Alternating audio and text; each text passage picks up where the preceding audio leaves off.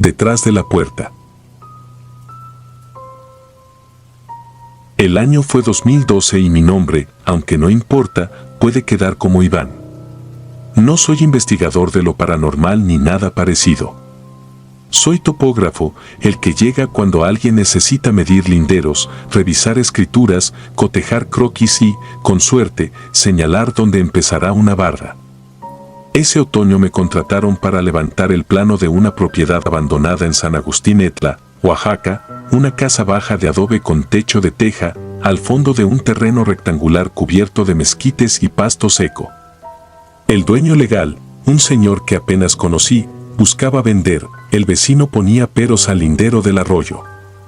Yo fui con mi nivel, la cinta, la bitácora, y esa torpeza propia del que no sabe cuándo volver a un sitio es mala idea. La casa se alzaba con la dignidad de lo olvidado. Tenía 4 cuartos alineados, así me lo dijeron en la oficina ejidal, y un porche perpendicular con columnas carcomidas por termitas. Las puertas eran simples tablones, patinados por décadas de manos, polvo y sol. A nadie parecía importarle que dentro aún quedaran muebles viejos. Entre una cómoda dañada por humedad, un catre sin colchón y una mesa coja, uno puede reconstruir vidas completas sin acertar nada. Llegué una mañana que olía a tierra fría, con neblina bajando de los cerros. La casa parecía respirar por sus grietas, como si cada resquicio exhalara lo que guardó por años. Lo primero fue revisar aberturas, apuntalar mentalmente por dónde salir si algo se derrumbaba. Tomé fotos, numeré hojas en la bitácora, anoté rumbos y distancias. A media jornada me di cuenta de que el cuarto del extremo, el único con una puerta pesada de doble hoja, no abría. El candado era nuevo sobre herrajes viejos, una combinación absurda, como un parche brillante sobre una herida antigua. No tenía llave, por supuesto. Me prometí regresar con el dueño para abrir legalmente. Seguí midiendo. Sin embargo, cada vez que pasaba frente a esa puerta, lo sentía, una humedad más densa que el resto, como si detrás hubiera un aljibe o un cuarto sin ventilación. Pegué la oreja a una tabla, ridículo gesto que nadie vio, y escuché algo que primero confundí con la vibración lejana de un camión. Era, mejor dicho, más simple y perturbador, una respiración. Lenta. Inestable. Con pausas irregulares, como si a quien fuera le costara trabajo sostener el aire. Me separé rápido, reprochándome el teatro mental. En casas viejas hay ratas, gatos, aves. El eco hace trucos. Volví a mi recorrido. Cuando el reloj marcó la 1 de la tarde, la respiración seguía.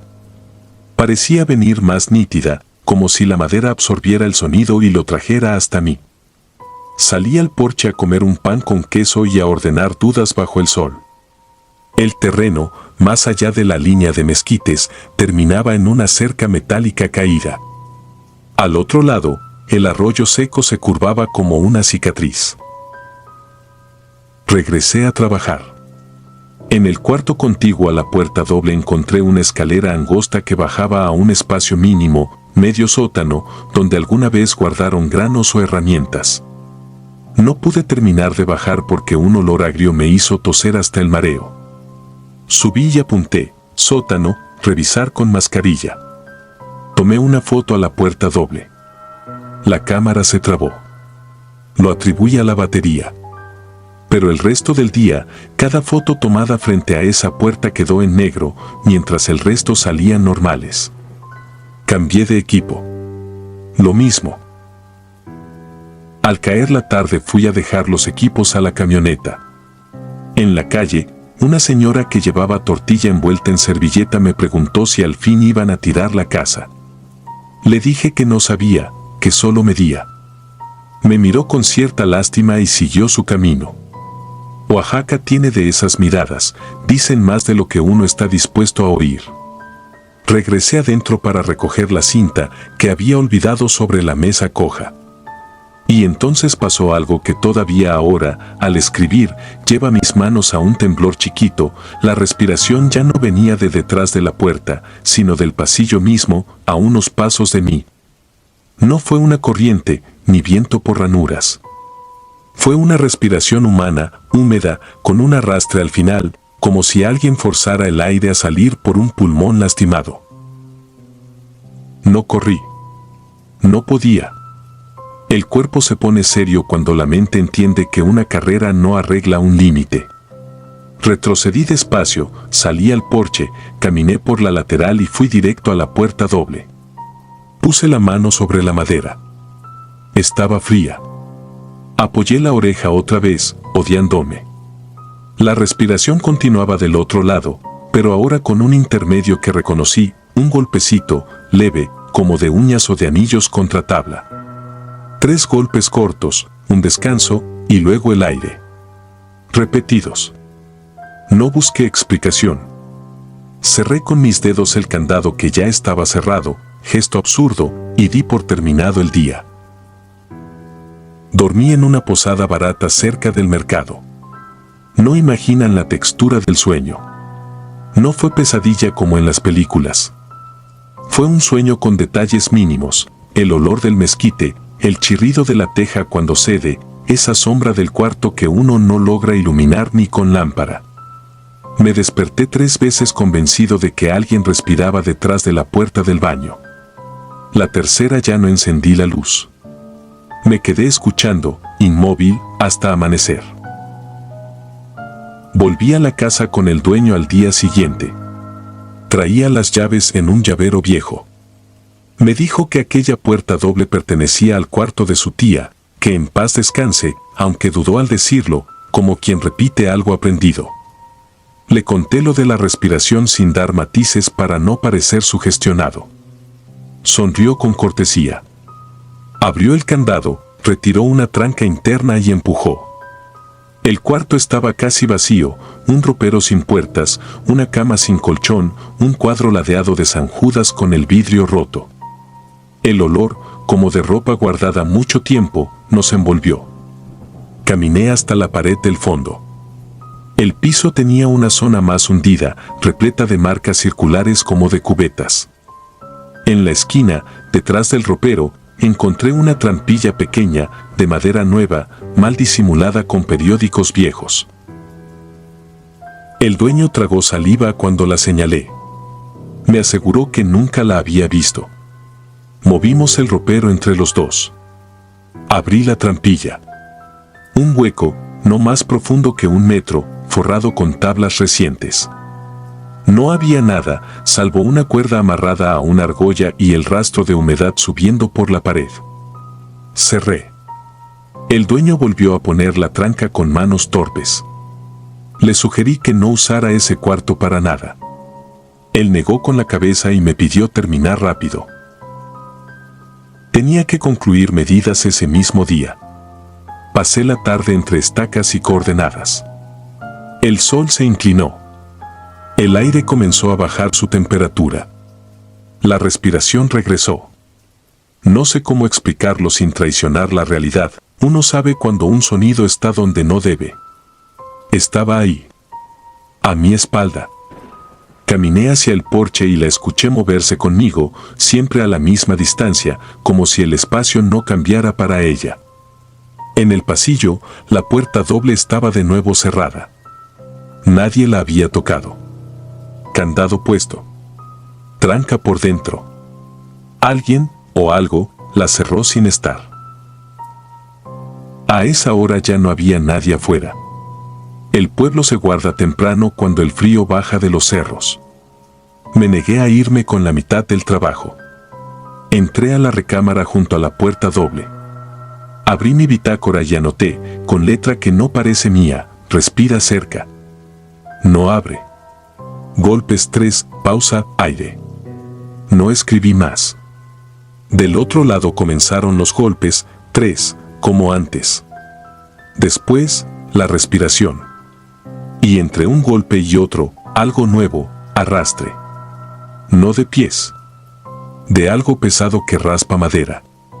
Un mueble que se desplaza con trabajo. Pensé en el ropero que habíamos movido por la mañana. Pensé en la trampilla. Me levanté con una determinación que no reconozco y, con la linterna, busqué por el techo la unión de las vigas, como si ahí hubiera un secreto. No lo había. Pero había un hilo, asomando entre dos tablas del plafón. Un hilo de nylon que bajaba hasta perderse detrás del marco de la puerta doble.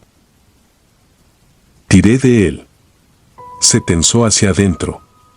Del otro lado algo raspó. Y entonces, suavemente, la tranca interna cedió. El candado seguía puesto por fuera, sí, pero la tranca ya no. Lo supe por el sonido seco. No quise empujar. No abrí. No soy tan valiente. Me quedé inmóvil, con la linterna apuntando al suelo, y la respiración se me pegó a la nuca como aliento de enfermo. La linterna parpadeó. Duró lo justo para que viera, sobre el polvo del piso, dos huellas pequeñas, descalzas, apuntando hacia mí desde la puerta. No había huellas de regreso. No recuerdo haber corrido, pero aparecí fuera, con la noche completa en la cara. Me temblaban los dedos, la mandíbula, los párpados. Apagué todo y dejé el equipo. Al otro día recogí mis cosas con el dueño y cobré lo justo por el plano inacabado. No regresé. El trato de compraventa, supe meses después por un colega, se cayó. El vecino aprovechó para apropiarse del lindero del arroyo. Nadie peleó. Ahora, cuando me toca un terreno con casa vieja, reviso puertas con más cuidado. Llevo cinta para sellar trampillas. Y, cuando me piden que duerma en el sitio para avanzar temprano, digo que no. Hay sonidos que no se inventan, respiraciones que no pertenecen a pulmones vivos, aire que no sale de una boca. Y hay puertas que, aun cerradas con candado, se abren desde adentro, como si el tiempo respirara también, lento, dolido, esperando que alguien haga el gesto equivocado. No sé qué guardaba aquella trampilla. No pondré palabras donde solo hubo un hilo invisible tirando por dentro. Lo único que conservo, fuera del plano torpe y las fotos oscuras, es la certeza de que esa casa, como todas las casas abandonadas, aprendió a vivir con alguien que nunca se fue. Y uno, si escucha con paciencia, puede oír cómo ese alguien cuenta sus días en una respiración lenta, imperfecta, al ritmo de 3 golpes, pausa y aire. Después de oírlo, se aprende a no preguntar. Se aprende a cerrar despacio, a no mirar atrás y a dejar que las tablas sigan respirando sin testigos. Porque algunos cuartos están vivos por el lado equivocado de la puerta. Y no buscan compañía, solo que nadie los vuelva a abrir. La casa en Zacatecas. Era el año 2010. Mi grupo de amigos y yo, 7 en total, éramos jóvenes e insensatos. Estábamos obsesionados con lo paranormal, aunque más por diversión que por una verdadera creencia en lo sobrenatural. Habíamos escuchado historias sobre casas embrujadas en la región de Zacatecas, pero, como muchos jóvenes, nos considerábamos inmunes a los terrores de la oscuridad. Así fue como una noche de verano, sin pensarlo demasiado, decidimos pasar una noche en una de las casas más famosas por su leyenda de abandono y tragedia. La casa en cuestión estaba ubicada a las afueras de la ciudad, en medio de campos secos y áridos. Nadie vivía cerca, y las historias contaban que perteneció a una familia adinerada que desapareció misteriosamente en los años 50. Desde entonces, la casa había quedado olvidada, maldita según algunos, como un recuerdo borroso de lo que alguna vez fue una propiedad imponente. Recuerdo el momento exacto en que llegamos. El cielo ya se había teñido de un azul oscuro profundo, con una luna llena que apenas iluminaba la carretera polvorienta. La fachada de la casa era imponente, aunque el tiempo había hecho su trabajo, las ventanas estaban rotas y las paredes, cubiertas de moho y grietas, daban la impresión de que el lugar respiraba en su soledad. Mis amigos, siempre bromistas, fingían estar asustados para sacarle risas al grupo. No les culpaba, yo también me reía, aunque por dentro algo no me cuadraba. Era como si la misma atmósfera alrededor de la casa estuviera cargada con algo que no podía explicar. Pero no dije nada. Era el mayor de todos, y no quería que pensaran que me estaba echando para atrás. Entramos a la casa con linternas, pero el aire frío del interior era sofocante, como si el tiempo dentro se hubiera congelado. El polvo en el suelo formaba una capa espesa, y el sonido de nuestros pasos resonaba en el vacío. Los muebles estaban aún allí, cubiertos por sábanas grises y sucias, como si los antiguos dueños hubieran salido con la intención de regresar, pero nunca lo hicieron. Nos instalamos en lo que parecía haber sido el salón principal. Algunos de mis amigos empezaron a preparar lo que llamaron el campamento, sacando las mochilas con provisiones y sacos de dormir. Otros comenzaron a explorar. Yo, por mi parte, me senté en una de las sillas desvencijadas y traté de calmarme. La verdad era que, a pesar de las risas, algo en el aire me incomodaba profundamente. Los sonidos que hacía la casa parecían más que simples crujidos de madera vieja. Se sentían deliberados. Pasaron unas horas antes de que lo inexplicable comenzara. Eran alrededor de las 2 de la madrugada cuando oímos el primer sonido. Parecía un susurro, pero no provenía de ninguno de nosotros. Se extendió por la habitación, como si las mismas paredes estuvieran hablando. Nadie se lo tomó en serio al principio, riéndonos de lo que asumimos era el viento colándose por alguna ventana rota. Pero los susurros continuaron, más claros, más cercanos. «Alguien está ahí», dijo uno de mis amigos en tono burlón, esperando una respuesta cómica de algún otro. Pero nadie respondió. En ese momento, la risa en el ambiente murió. Nos quedamos todos en silencio. Fue entonces cuando escuchamos un golpe, fuerte y seco, proveniente del piso de arriba. Las linternas giraron rápidamente hacia las escaleras. «Tal vez un animal», dijo alguien, aunque su voz ya no sonaba tan segura. Decidimos investigar, o al menos, eso fue lo que intentamos hacer para convencernos de que no había nada de qué preocuparse. Subimos en parejas, linternas en mano, el crujir de los escalones debajo de nuestros pies resonando como disparos en el vacío de la casa. Al llegar al segundo piso, nos dividimos para revisar los cuartos. Me emparejé con David, mi amigo más cercano desde la infancia. Su rostro mostraba una mezcla de excitación y nerviosismo, pero yo ya no podía ignorar la sensación opresiva que parecía envolvernos. Abrimos la puerta de uno de los cuartos. Dentro, todo parecía normal, muebles viejos, polvo acumulado, una ventana rota que permitía que el viento se colara y agitara las cortinas. Sin embargo, algo no estaba bien. Había un olor a humedad, pero también algo más, algo que no podía identificar. De repente, David se detuvo y me miró, su rostro pálido. «¿Lo oyes?», susurró. Y entonces lo escuché. No era el viento. Era una voz. Baja, susurrante, pero claramente provenía de dentro de la habitación. Era un sonido como un gemido, apenas audible, pero suficiente para helarnos la sangre. Sin decir una palabra más, ambos retrocedimos y cerramos la puerta de golpe. Al bajar las escaleras, notamos que faltaba alguien. Raúl, el más bromista del grupo, no estaba con los demás. Preguntamos si había bajado antes, pero nadie lo había visto.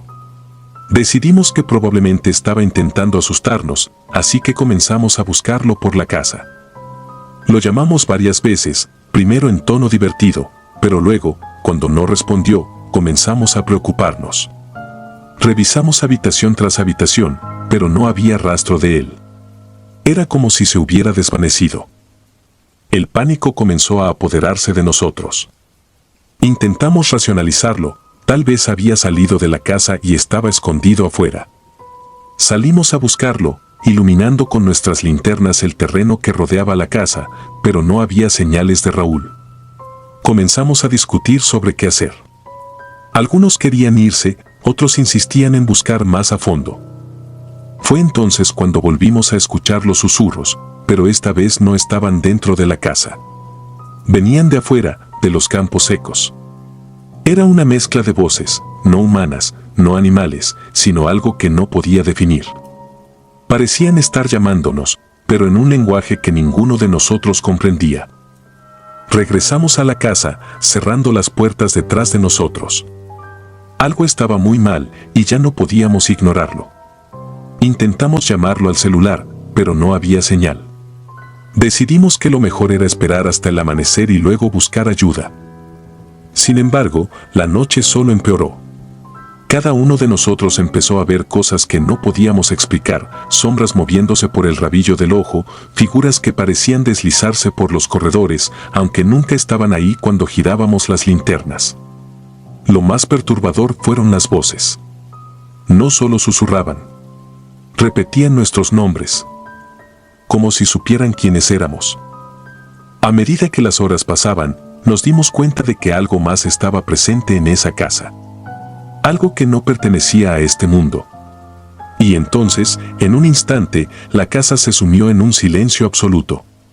Fue un silencio tan denso que ni siquiera se escuchaba el viento afuera. Y en ese silencio, escuchamos pasos. Pero no eran pasos normales. Eran lentos, pesados, y resonaban desde el piso de arriba. Como si algo nos estuviera vigilando, aguardando el momento adecuado. Nadie tuvo el valor de moverse. Simplemente nos quedamos allí, petrificados, esperando lo inevitable. Los pasos se detuvieron justo en lo alto de las escaleras. Con el corazón latiéndome en los oídos, dirigí mi linterna hacia allí, esperando ver a Raúl. Pero no había nadie. Solo el vacío. Y, sin embargo, sentí claramente que algo nos observaba. Lo siguiente que recuerdo es haber salido corriendo de esa casa.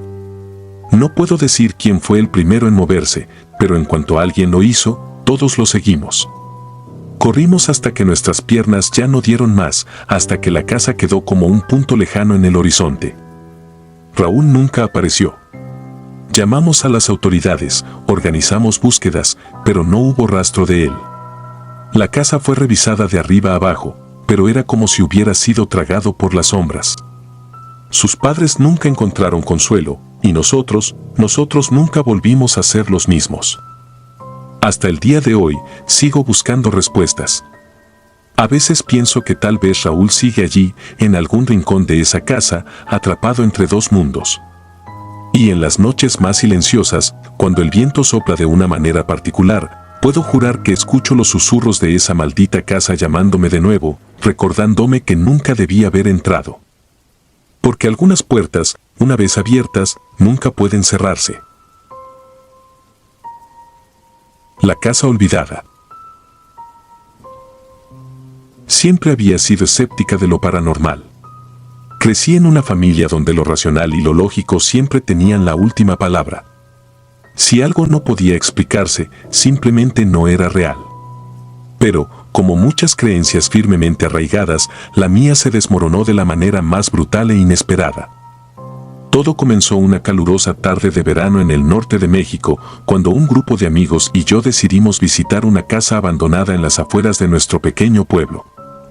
Nos habíamos reunido para planear alguna actividad emocionante y, entre risas y bromas, surgió la idea de ir a explorar esa vieja propiedad que siempre había estado rodeada de rumores extraños. Historias sobre desapariciones, cultos y avistamientos inexplicables circulaban entre los habitantes del pueblo, pero nadie les daba demasiada importancia. Hasta esa noche, para nosotros, solo eran cuentos exagerados para asustar a los niños. Éramos 5, Diego, Andrés, Carla, Sofía y yo. La casa en cuestión estaba en medio del campo, a unos 15 kilómetros del centro del pueblo, y la carretera que conducía hasta allí apenas se veía, consumida por la maleza y el abandono. Al llegar, la luz del atardecer teñía el cielo de un tono anaranjado y proyectaba sombras largas y deformes sobre la fachada envejecida de la casa. Era una construcción vieja, de 2 pisos, con las ventanas rotas y una puerta principal que apenas se mantenía en su lugar. Los árboles alrededor parecían haber crecido de manera salvaje, como si la misma naturaleza intentara reclamar lo que alguna vez fue suyo. Una vez frente a la puerta, nos detuvimos un momento. Sofía, siempre la más supersticiosa del grupo, sugirió que nos fuéramos antes de hacer algo de lo que nos pudiéramos arrepentir, pero Diego, siempre con su actitud desafiante, la convenció de que no pasaría nada. Entramos con linternas, listos para descubrir lo que la casa ocultaba. El interior era oscuro, polvoriento y lleno de escombros. Pisos de madera crujían bajo nuestros pies y el aire tenía un olor rancio, casi asfixiante. A pesar del calor del exterior, la temperatura dentro de la casa era significativamente más baja. Pasamos por varias habitaciones en la planta baja, donde el mobiliario estaba destruido o cubierto de telarañas, y finalmente encontramos una escalera que conducía al sótano. Fue entonces cuando Carla, apuntando su linterna hacia el suelo, notó algo que nos detuvo en seco, un pentagrama tallado en la madera del suelo, rodeado de lo que parecían manchas oscuras, casi negras. Sangre seca, probablemente. Un frío escalofrío recorrió mi espalda al verlo. No era el tipo de cosa que uno espera encontrar en un sitio abandonado. Andrés, siempre el más curioso, sugirió bajar al sótano. Las historias sobre rituales satánicos en la casa nos venían a la mente, pero nadie decía nada en voz alta. Al final, todos accedimos, ya que no queríamos dejarnos llevar por las supersticiones sin fundamento. La puerta del sótano rechinó al abrirse, revelando una oscuridad que parecía casi sólida. Bajamos uno por uno, iluminando los escalones de madera que crujían con cada paso. El sótano era pequeño, de techo bajo, y las paredes estaban cubiertas de moho. El aire era denso, como si no hubiera circulado en años. En el centro del sótano, rodeadas por lo que parecían marcas en el suelo, había varias velas apagadas. Había algo extraño en esa disposición, en la forma precisa en que estaban colocadas. Sentí una opresión en el pecho, una sensación de estar siendo observada. Diego se burló, diciendo que tal vez alguien había realizado un ritual de Halloween aquí hacía años. Pero todos sabíamos que eso no era cierto. Las marcas eran demasiado precisas, demasiado detalladas. Fue entonces cuando Sofía gritó. Nos giramos hacia ella, que señalaba un rincón oscuro del sótano. No vimos nada al principio, pero luego lo escuchamos, un suave susurro, apenas audible, pero que parecía resonar en nuestros oídos, como si viniera de dentro de nuestras propias cabezas. No había viento, ni corriente de aire, pero las velas que estaban apagadas empezaron a tambalearse levemente, como si una brisa invisible las agitara. Vámonos, dije, con el corazón acelerado. Algo no estaba bien, y todos lo sabíamos. Pero antes de que pudiéramos subir las escaleras, la puerta del sótano se cerró de golpe, sumiéndonos en una oscuridad casi total. Las linternas parpadearon y luego, una a una, empezaron a apagarse. Lo siguiente que recuerdo es el caos. Diego intentó abrir la puerta, pero estaba atascada. Los susurros aumentaron en volumen, como si varias voces estuvieran hablando al mismo tiempo, susurrando cosas que no podíamos entender. Carla empezó a sollozar, Andrés gritaba instrucciones para mantener la calma, pero nada funcionaba. La sensación de ser observada se volvió insoportable. Sentía como si algo estuviera cerca, algo que no podíamos ver, pero que podía sentirnos a todos. Uno por uno, comenzaron a desaparecer. Primero fue Sofía. Estaba junto a mí, temblando, cuando de repente un grito salió de su garganta, y luego, silencio. Su linterna cayó al suelo, pero ella ya no estaba. Buscamos desesperadamente, pero no había señales de ella. Andrés desapareció poco después, sin un sonido. Solo, desapareció.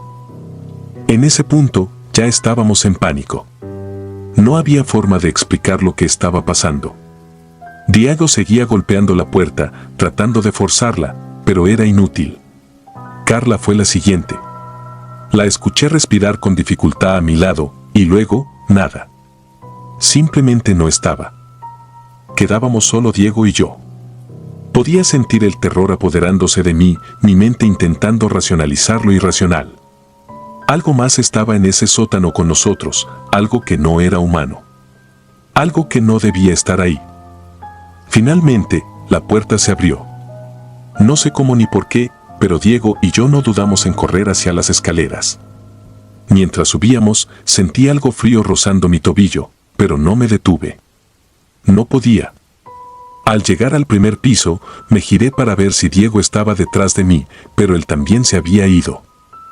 Salí de la casa, jadeando, sintiendo como el aire frío de la noche llenaba mis pulmones. La luna brillaba alta en el cielo, pero la casa detrás de mí se alzaba oscura y amenazante. Era como si fuera un ser vivo, hambriento, esperando su próxima víctima. Nunca encontré a mis amigos. Se organizó una búsqueda, por supuesto, pero no hallaron rastro alguno. Yo era la única testigo de lo que había sucedido, pero nadie me creyó. Pensaron que había entrado en pánico, que algo en la casa me había afectado psicológicamente. Pero yo sabía la verdad. No sé qué era lo que habitaba en esa casa, ni cómo logró atraparlos a todos. Pero lo que sí sé es que hay lugares en este mundo que deberían permanecer olvidados, sellados y nunca explorados. Porque hay cosas antiguas y oscuras que acechan en las sombras. Y yo fui lo suficientemente desafortunada como para toparme con una de ellas. Hasta el día de hoy, sigo soñando con esa casa. La veo en mis pesadillas, rodeada de susurros y oscuridad, con las figuras de mis amigos atrapados para siempre en ese maldito sótano. Y cada vez que despierto, tengo la misma sensación de que algo o alguien me está observando, esperando el momento adecuado para reclamarme también. La mansión. Tengo 34 años y soy guardia de seguridad en una propiedad abandonada. Mi trabajo, en teoría, es sencillo: vigilar una casa enorme en las afueras de Nueva Orleans, una mansión que nadie quería comprar debido a su oscuro pasado. Había escuchado rumores sobre el lugar, pero eran solo eso, rumores. Historias inventadas por los locales para asustar a los forasteros o para evitar que la propiedad fuera adquirida. Nunca fui de los que creen en esas cosas. La mansión, a pesar de su historia, era solo una construcción vieja, grande y mal cuidada. A primera vista, parecía como cualquier otro edificio que ha estado vacío durante mucho tiempo. Mi trabajo consistía en recorrer los alrededores y asegurarme de que nadie entrara sin autorización. El sitio había sido utilizado en varias ocasiones por vagabundos o adolescentes en busca de aventuras nocturnas. Se suponía que yo era la barrera entre el caos que las personas podían provocar y la tranquilidad de un lugar olvidado. Las primeras noches pasaron sin mayor problema. El aire estaba cargado de humedad, como es común en esta parte del país, y el viento siempre susurraba entre los árboles, creando sonidos que, al principio, podían parecer inquietantes. Sin embargo, me acostumbré rápidamente. El eco de mis pisadas en los pasillos vacíos se volvió parte de mi rutina. La casa crujía por la falta de mantenimiento y, con el tiempo, dejé de prestarle atención a esos ruidos. Todo era normal, hasta esa noche. Era una noche como cualquier otra, o al menos eso pensé. Estaba en mi oficina improvisada, vigilando las cámaras que había colocado en los puntos más importantes de la casa. Las pantallas mostraban las imágenes en blanco y negro, una visión algo distorsionada debido a la mala calidad de los equipos, pero suficiente para hacer mi trabajo. Entonces, sucedió algo que no esperaba. En la cámara que daba a la sala principal, una de las habitaciones más grandes de la mansión, escuché un sonido distante. Parecía una risa. Al principio pensé que era una interferencia en el sistema, pero al enfocar mi atención, pude distinguir claramente una especie de carcajada suave, como si alguien estuviera disfrutando de una broma, pero no había nadie en esa sala. Lo sabía porque la acababa de revisar durante mi ronda de rutina. Me levanté de inmediato, agarré mi linterna y me dirigí hacia la sala principal. La mansión, a pesar de su tamaño, tenía una distribución relativamente sencilla, y no tardé mucho en llegar. Al abrir la puerta, la sensación de frío en el aire me golpeó de inmediato, como si la temperatura hubiera bajado repentinamente. Revisé la sala con la linterna, iluminando cada rincón. No había nada fuera de lugar, solo los muebles cubiertos con sábanas blancas y el polvo que se acumulaba sobre ellos. Pero algo no estaba bien. Podía sentirlo. El silencio en esa habitación era abrumador, como si todo el aire hubiera sido absorbido, y lo único que quedaba era una presión invisible, una presencia que no podía ver, pero que sabía que estaba allí. Me quedé parado en el centro de la sala, girando lentamente, tratando de entender de dónde había venido el sonido. Y entonces lo vi. En las cámaras había algo que no podía explicarse. Sombras. Sombras que se movían. Al principio pensé que era solo un efecto de la luz, quizás algo con la estática o el ángulo de las cámaras. Pero no. Esas sombras se movían con intención. Eran figuras humanoides, altas y delgadas, que parecían deslizarse por las paredes, como si estuvieran bailando en una macabra coreografía. Mi corazón comenzó a latir más rápido, y sentí que un sudor frío bajaba por mi espalda. Corrí de vuelta a mi oficina para revisar las cámaras de nuevo. Allí estaban, las sombras, moviéndose entre las habitaciones de la mansión, deslizándose de un cuarto a otro. Pero lo peor era que, a pesar de que las sombras eran claramente visibles, no había ninguna fuente física para ellas. Ningún cuerpo que las proyectara. Lo que sea que estuviera generando esas figuras no era humano. Y no estaba solo. Me senté frente a las pantallas, tratando de recuperar el aliento y pensar con claridad. Intenté razonar conmigo mismo. Tal vez era una broma, una especie de engaño. Alguien había encontrado una forma de proyectar esas sombras. Tal vez algún grupo de chicos había entrado sin que me diera cuenta. Pero no había visto ni escuchado nada que indicara una entrada forzada. Revisé las puertas y ventanas una y otra vez, pero todo estaba cerrado. Bloqueado, como siempre. El reloj marcaba las 3 de la mañana cuando decidí hacer algo que jamás pensé que haría en este trabajo: huir. No iba a quedarme a averiguar qué estaba sucediendo en esa casa. Pero cuando me levanté para dirigirme a la salida, la risa volvió. Esta vez, más fuerte, más clara. Provenía del piso superior, como si alguien, o algo, estuviera justo sobre mí. Contra mi mejor juicio, subí las escaleras. Cada paso resonaba en el vacío de la mansión, el eco multiplicándose en el silencio. El aire era más pesado, y sentí que cada respiración se volvía un esfuerzo consciente. Llegué al segundo piso y caminé por el pasillo que llevaba a las habitaciones principales. Había puertas a ambos lados, todas cerradas, excepto una al final, entreabierta. La risa venía de ahí. Con la linterna en la mano, empujé la puerta lentamente, y lo que vi me congeló el alma. La habitación estaba vacía, pero las sombras, esas mismas sombras que había visto en las cámaras, estaban allí, danzando en las paredes, moviéndose en un ritmo que no podía comprender, una danza que no pertenecía a este mundo. Me quedé paralizado por lo que parecieron ser eternos segundos, incapaz de moverme o reaccionar. Mi mente intentaba comprender lo que estaba viendo, pero no encontraba ninguna lógica. Y entonces, una de las sombras se separó del resto y comenzó a avanzar hacia mí. No caminaba ni corría, simplemente se deslizaba, cada vez más cerca, hasta que sentí su presencia justo frente a mí. Era una oscuridad densa, palpable. Sentí un frío inexplicable, como si todo el calor de mi cuerpo hubiera sido absorbido. Y entonces, escuché algo, una voz, un susurro apenas audible, que decía: no estás solo. Corrí. No recuerdo cómo ni cuánto tiempo, pero corrí sin mirar atrás, bajando las escaleras y atravesando la mansión hasta la salida principal. El viento afuera golpeaba con fuerza, pero no importaba. Necesitaba salir de ese lugar. Salí del edificio y me quedé en el porche, respirando profundamente, tratando de calmarme. El amanecer no estaba lejos, pero no podía quedarme allí ni un minuto más.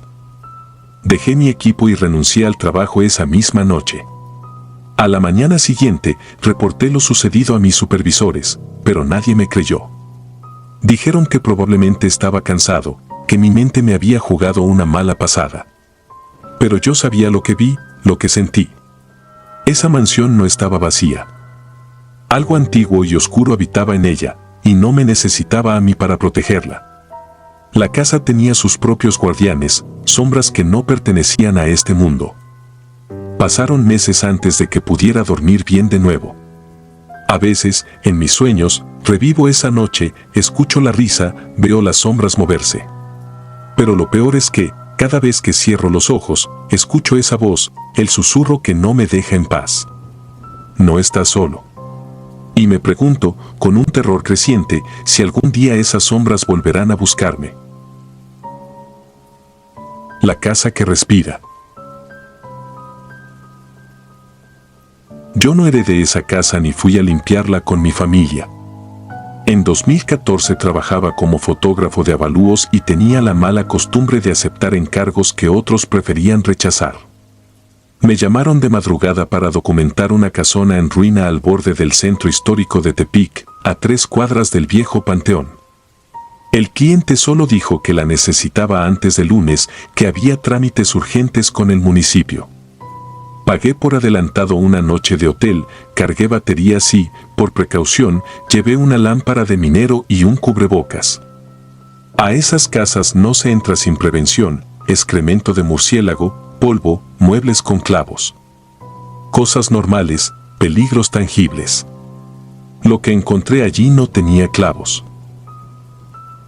La fachada estaba comida por el salitre, con un portón de madera curvado por la humedad y una aldaba en forma de mano. Los vecinos no se asomaban, pese a que era sábado en la tarde y todo alrededor olía a comida. Toqué por cortesía. Nadie respondió. Metí la llave, empujé y me recibió un olor a paños húmedos, granos viejos, fruta podrida. La luz del atardecer apenas entraba por unos vitrales verdes. Hice las primeras tomas de la estancia: piso de pasta agrietado, un piano cerrado con una pata rota, retratos invertidos como si alguien hubiera girado todos los cuadros hacia la pared para no mirar. Me pareció un gesto decente en una casa vacía: no mirar. El aire estaba más frío adentro que afuera. Lo supe en la piel antes de que la lente se empañara.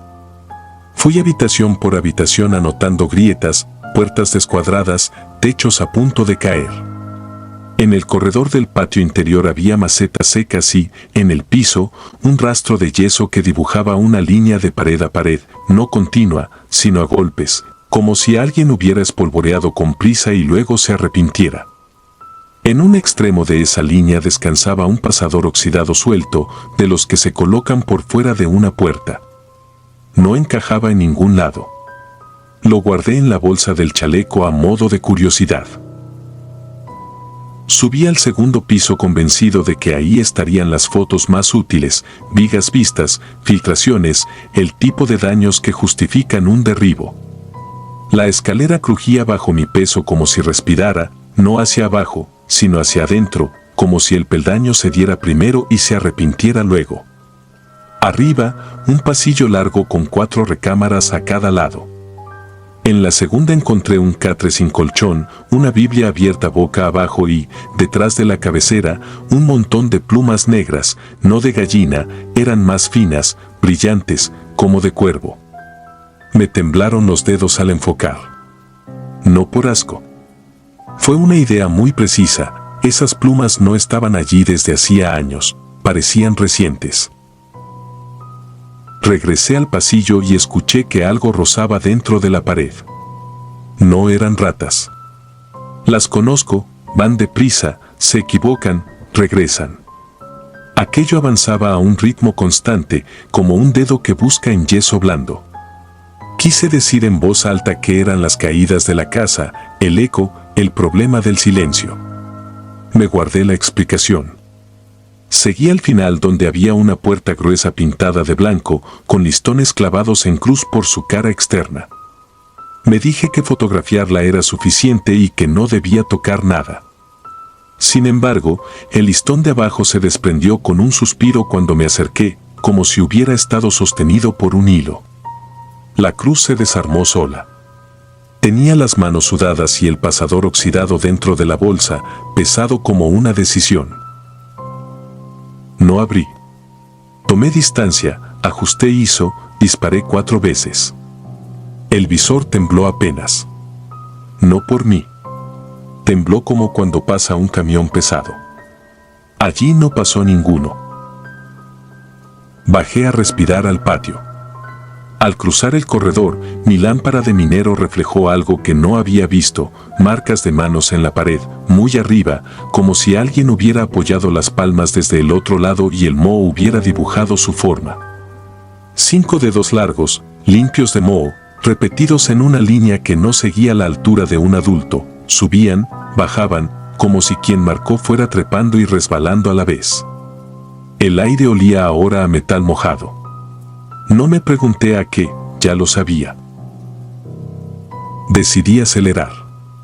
Sería una noche larga si me dejaba distraer por detalles.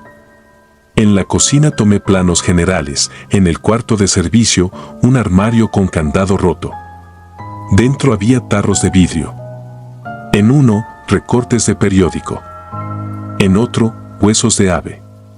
Y un tercero con un líquido ámbar y algo suspendido que no quise reconocer. Cerré el armario sin fotografiar su interior. Aprendí hace tiempo que hay cosas que, si las documentas, se quedan contigo. Volví al segundo piso porque no me gusta abandonar un tramo a medias. En el pasillo, la puerta blanca estaba entornada. No tenía viento. Puse la cámara en ráfaga por si era mi única oportunidad. Empujé con los nudillos. Adentro, oscuridad densa, olor a cal apagada y agua estancada. Nada de muebles. Solo paredes y una ventana tapiada por dentro con maderas. Me pareció un cuarto sellado para que nadie viviera ahí. Tomé fotos de los clavos, de la junta de la ventana, del piso. Había marcas en el suelo, curvas, repetidas, como si alguien hubiera arrastrado las uñas en círculos. Me acerqué con la lámpara. No eran uñas. Eran las patas de una mesa que ya no estaba. Un ruido detrás de mí, no fuerte, pero definitivo, el chasquido de un pasador. Al girar, vi la puerta cerrada. No se había dado un portazo, solo se había puesto en su sitio, con esa certeza de objeto que sabe para qué fue creado. Emití esa risa seca con la que un adulto se miente cuando no quiere asustarse. Puse la mano en la manija. No giró. Pegué la frente a la madera. El otro lado devolvía frío. Me dije que estaba encerrado en un cuarto vacío con una ventana sellada y que eso, en términos reales, era un problema práctico. Tenía el teléfono. Sin señal. Las paredes viejas absorben todo, la humedad, el ruido, también la comunicación. No grité. Usé el hombro. La madera no cedió. El chasquido del pasador se repitió, esta vez arriba, esta vez a la izquierda, donde no veía. Entendí con una claridad hiriente que no había un pasador. Había dos. Recordé el hierro oxidado en mi chaleco como si fuera una burla. Saqué la cámara pensando en golpear, en hacer palanca. El visor encendido iluminó alrededor de mis dedos. Allí, en la pintura cuarteada, alguien había escrito frases cortas en lápiz. No eran rezos. Eran instrucciones, no lo nombres. No te disculpes. No repitas. Abajo, un símbolo hecho con círculos incompletos que me obligó a apartar la mirada. Me descubrí respirando muy rápido. En el silencio, algo respiraba conmigo. Si yo hacía 3 respiraciones cortas, eso respondía con una larga. Si yo aguantaba el aire, eso parecía esperar a que la sangre me golpeara los oídos para comenzar otra vez. Nunca supe cuánto tiempo pasó en ese cuarto. En algún momento escuché pasos en la escalera. No eran muchos, eran 2, uno más pesado que el otro. La manija bajó por fuera con un pulso cansado. El pasador se corrió como si arrastraran una cadena vieja. La puerta se abrió lo justo para dejar entrar un hilo de luz gris. No vi a nadie. Di un paso y choqué con un olor de hombre fumador, reciente, tabaco barato, ese que impregna las uñas. Me abrí paso, salí al pasillo. No había nadie en la escalera. En la baranda, incrustada en la madera, una colilla aún tibia. Apreté los dientes para no preguntar quién estaba. Bajé sin revisar nada más. Cerré con llave y la dejé colgada en el lado de adentro, como la encontré. Afuera, el día ya no era día, había una claridad sucia de madrugada próxima. El panadero del carrito me miró pasar con mi estuche y la lámpara colgando del cuello. Me preguntó si la casa seguía en venta. Dije que no lo sabía. Caminé 3 cuadras, monté en el taxi del sitio y no hablé. En el hotel revisé las fotos con la idea de borrar aquellas que no necesitaba. Descubrí otras que yo no recuerdo haber tomado, 2 del pasillo enfocadas a la altura de la baranda, un reflejo en el vitral verde como una figura donde no había nadie, y una dentro del cuarto blanco, tomada desde una esquina que yo no alcancé, donde la ventana tapiada estaba abierta apenas 1 centímetro y del otro lado, en ese mínimo resquicio, una piel gris como de palma extendida. Entregué el trabajo el lunes sin comentarios técnicos. Me pagaron por transferencia y pidieron el archivo original, no solo el reporte. Acepté porque así se hace. El cliente, un hombre joven con camisa planchada y ojeras, me preguntó si había visto algo. Le dije que la estructura estaba perdida. Sonrió con un gesto que no llegó a los pómulos y me extendió un recibo. Cuando me dio la espalda, la tela de su camisa, a la altura de la cintura, estaba impregnada del mismo olor a tabaco barato. No regresé a esa casa. No paso por esa calle. Pero desde entonces escucho de vez en cuando, en mi departamento, de noche, un respirar que no es mío. No es el del refrigerador, ni el del perro del vecino. Respira como lo hacía la escalera, hacia adentro. A veces, sin pensarlo, pongo un pasador a mis propias puertas, un pasador que no encaja del todo, que se queda flojo, y me siento frente a él hasta que amanece, como si bastara con vigilarlo para que no se deslice buscando su sitio. He aprendido a no nombrarlo, a no disculparme, a no repetir. Y, aún así, cuando apago la luz, siento que la casa donde vivo se hincha, se contrae, se acomoda alrededor de mí con paciencia antigua, como si, en vez de yo ocuparla, fuera ella quien me habita.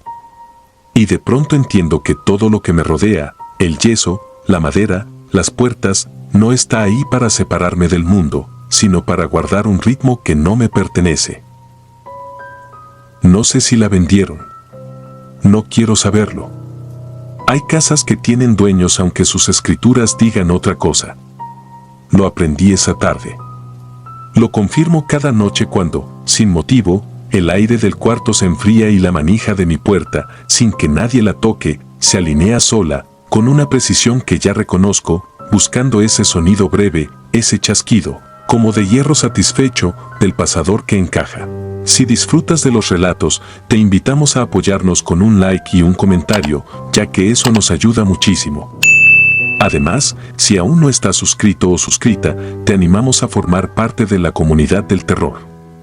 Muchas gracias por escucharnos y por tu apoyo.